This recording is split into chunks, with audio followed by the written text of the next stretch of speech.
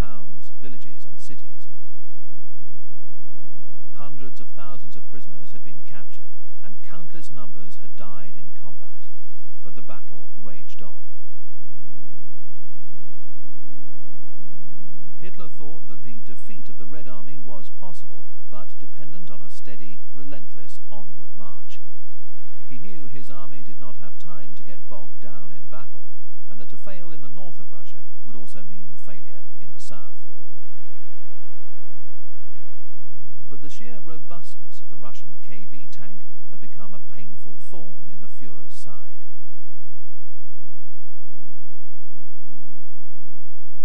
German troops reported again and again of how the KV tank had prevented their advance, and of their frustrating inability to effectively destroy it.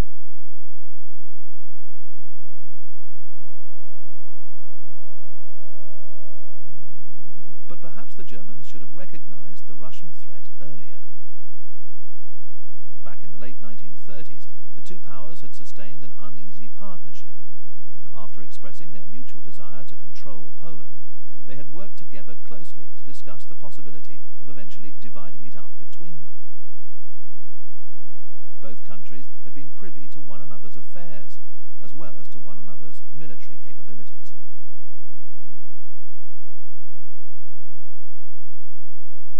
It is said that during that very artificial German-Soviet alliance cobbled together by Ribbentrop to allow them to divide Poland between them, that a Russian armoured delegation visited German tank factories and were shown the Mark IV.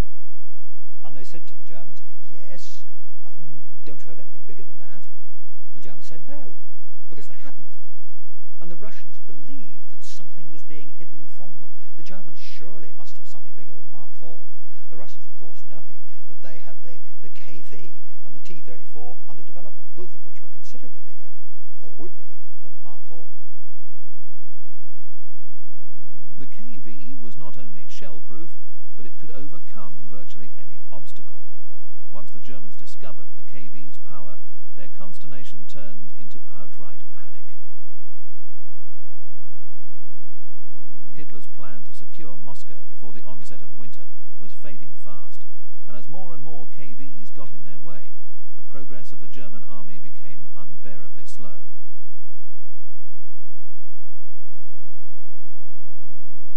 The bitterly cold weather soon kicked in.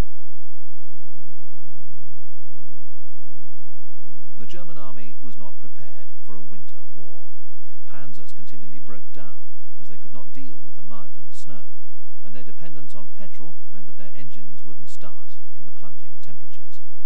There was no antifreeze, their weapons wouldn't work, and there were not even enough supplies to clothe and feed German soldiers. These problems delayed the march on Moscow and allowed the Soviets enough time to call up reinforcements to defend the capital. However, the situation remained precarious for the Red Army. As new tank divisions were employed to defend the front line, Soviet commanders became increasingly aware that their tank crews were extremely inefficient and unable to control their own vehicles effectively. Thanks to Stalin's infamous purges years earlier, there was no longer a coherent training regime, or anyone with enough knowledge and experience to train new recruits. Having built up this tremendous doctrine, the whole operational art concept, the ability to carry it out, the necessary training, the training base of trained officers was wiped out. So it was, in many respects, all for nothing. And all that was left really was the tanks. At a sort of NCO level and at a sort of level of a basic level, if you like, the training was no more than in some cases an hour on tanks, and so you were expected to be able to drive a KV tank or a T-34 tank perhaps after 1 hour's instruction, and so this clearly was not very effective. You've been drafted